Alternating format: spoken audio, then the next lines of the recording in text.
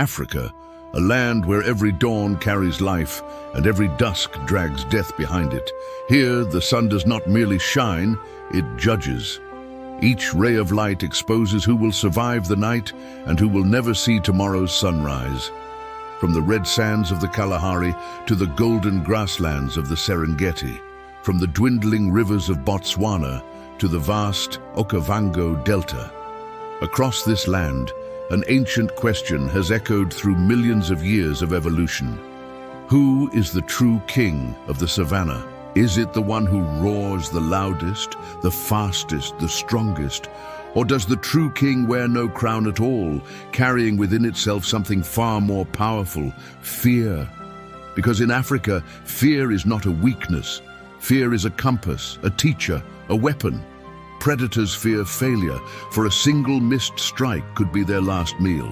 Prey fear death, for every wrong step offers no second chance. Herds fear dissolution, for to stand alone on the savannah is a death sentence without trial. Welcome to Nature's Moments, where we explore the most extraordinary mysteries of the natural world. To find the answer, we will journey through 5 lands, 5 arenas where fear reaches its peak and reveals the true nature of every species. Each stop is a test. Each species must confront its own fear, and how they respond will determine who deserves to sit upon the throne of the savannah. Our first answer does not lie in crowded places. It hides within the brutal solitude of the Kalahari Desert, where speed is everything and time is an enemy that cannot be defeated. A pale golden shape appears on the horizon, body pressed flat against the ground, eyes locked onto a target more than 300 feet away. The cheetah, the most perfect speed machine that 40 million years of natural selection ever sculpted. A predator built for one explosive act. Our first answer does not lie in crowded places. It hides within the brutal solitude of the Kalahari Desert, where speed is everything and time is an enemy that cannot be defeated. A pale golden shape appears on the horizon, body pressed flat against the ground, eyes locked onto a target more than 300 feet away. The cheetah, the most perfect speed machine that 40 million years of natural selection ever sculpted. A predator built for one explosive act, 70 miles per hour.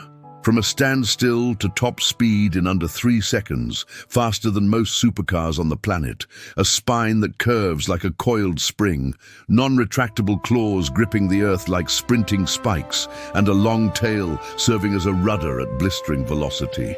Every muscle fiber is engineered for a single purpose: acceleration. But speed comes at a terrible price, 20 to 30 seconds. That is all the time its fast twitch muscles allow before energy reserves are utterly spent. It is the hard physical limit of burning through its fuel reserves. If the prey is still running after half a minute, the cheetah loses. Not just the chase, its life, and today's prey is no easy catch. A scimitar-horned oryx stands its ground, horns over 3 feet long, sweeping skyward like 2 ancient swords. The oryx is not as fast as the cheetah, but it does not need to be. Inside the skull of this antelope lies an evolutionary marvel, a carotid reed. This dense network of microscopic blood vessels cools arterial blood before it ever reaches the brain. While its body temperature can climb to a staggering 113 degrees Fahrenheit, a threshold that would cause permanent brain damage in most mammals, its brain remains cool, alert, and calculating. When cornered, the scimitar-horned oryx does not keep running. It turns around, horns aimed directly at its attacker. There are documented cases of lions impaled through the chest by these very horns. The hunter becomes the victim in a single thrust. This is the savannah's first lesson. Speed does not decide everything. The one who fears running out of time faces the one who knows no fear at all. The fear of the savannah's fastest creature is not meeting something stronger.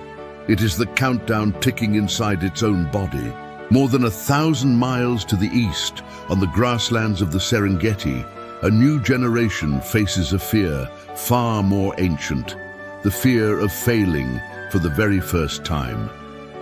This is Africa's grandest arena, home to the greatest concentration of large mammals on the planet. At the edge of an acacia thicket, 4 5-month-old lion cubs watch their mother, golden eyes wide open, committing every movement to memory. Lion cubs are not born knowing how to hunt. They must learn. The lioness is the ultimate teacher. It is the lighter, faster, more agile females who carry out nearly 90% of all hunts, while the heavier males await their share of the spoils. But even the teacher is far from perfect. A single lioness hunting alone succeeds less than 19% of the time. Today, a lone wildebeest has strayed.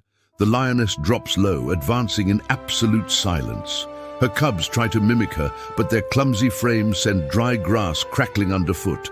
The lunge fails. The wildebeest vanishes. Failure. The first lesson, and certainly not the last. On the Serengeti, each cub carries a different fear. The young males fear the solitude of the open savannah when they are eventually driven out. The females fear not being skilled enough to keep their family alive. Yet instinct drives them forward, because here, the one who hesitates is the one who starves. Even the prince of the savannah must learn humility, especially when the opponent is a living legend weighing nearly 2,200 pounds. A beast bearing a name that makes even lions shudder, the Black Death. The African buffalo is responsible for more human fatalities than any other large animal on the continent. Atop the skull of every mature bull, 2 curved horns fuse at the base to form a dense, bony shield known as the boss. This cranial armor is so thick that rifle bullets have been known to ricochet right off it.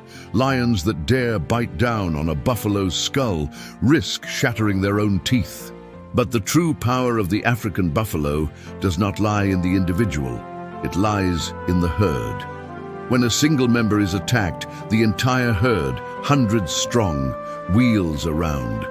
They form a defensive wall, horns facing outward, and charge directly into the lion pride. The predator becomes the prey. The lions must flee or be trampled beneath hundreds of thundering hooves. This is the fear lions never acknowledge, that their prey can defeat the king. On the savannah, the throne does not always belong to the attacker.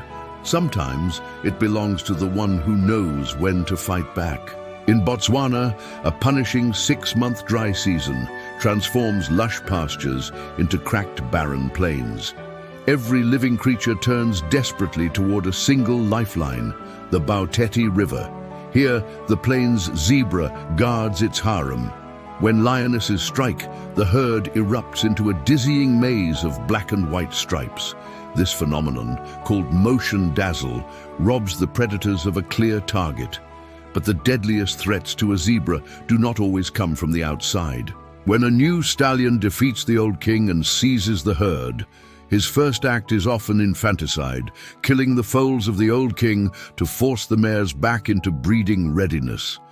Zebra mares face an unthinkable choice: accept the loss of their young or fight back against an opponent many times their strength. And when the rains finally arrive, the migration begins.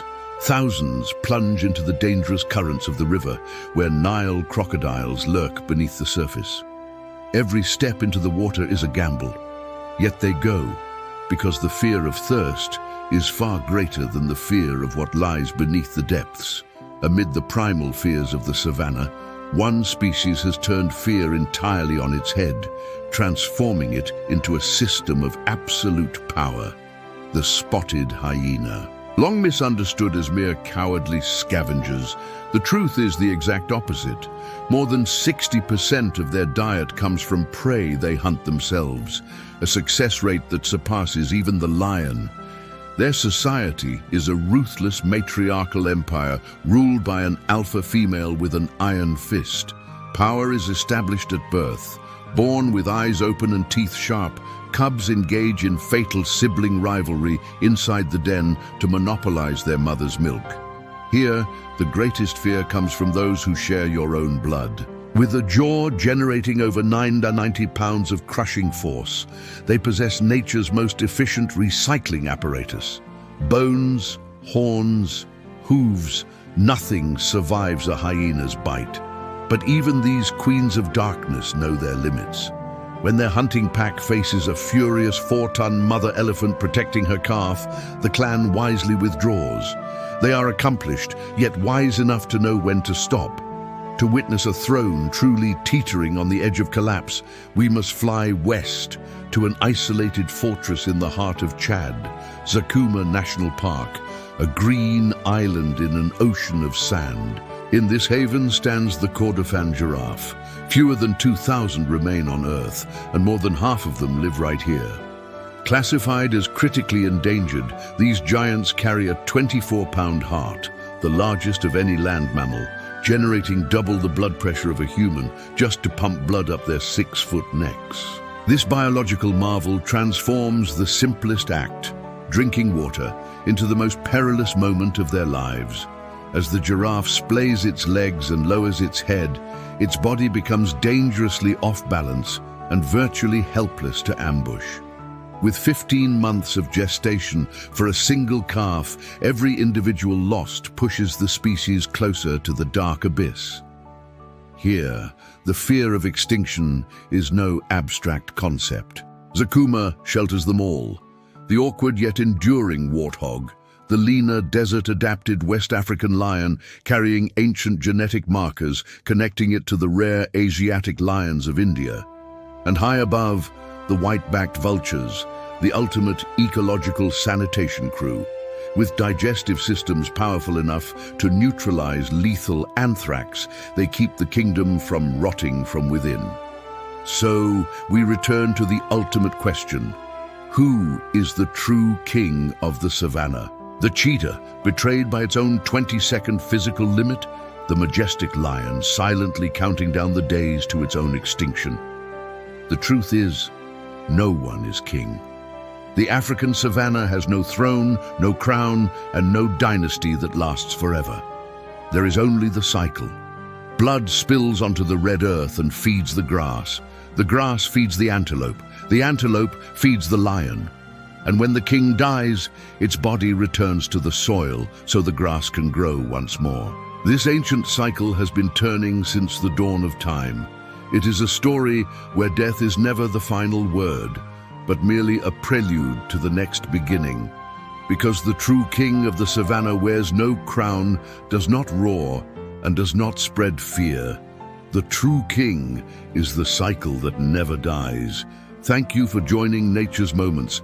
Hit subscribe and join us on our next expedition.